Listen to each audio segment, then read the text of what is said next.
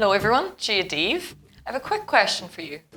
Do you ever feel like you just want to jazz up your writing, make it a little bit more fancy, and not just have like basic sentences as much in all your essays? Well, why not use a few similes in your writing? A simile is when we can use like or as to compare something, and it's figurative speech, so it makes the description more vivid when you're talking about something.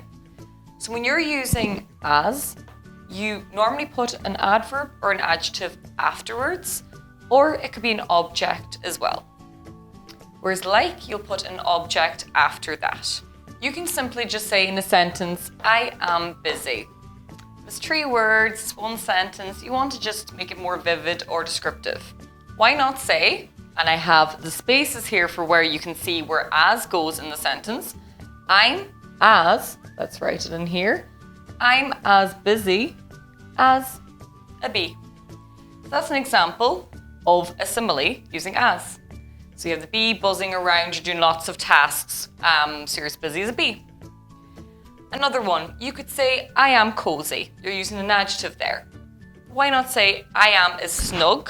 Snug is like you're so cozy. As snug as a bug. So that's another example of a simile using as.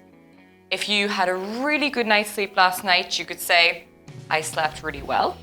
But if you want to use a simile with like, you can say, I slept like a baby. And let's take another example using they was the subject. You can say, they were fighting like cats and dogs. Because usually cats and dogs don't get on together, so we're using that simile. We're making the description more vivid. We can imagine how they were fighting. It wasn't good. So that's just a brief explanation of similes using like and as. We have so many in English. Can you think of any, or do you use any day to day? Let us know in the comments and we'd be glad to see a few more examples. Slán go fóill.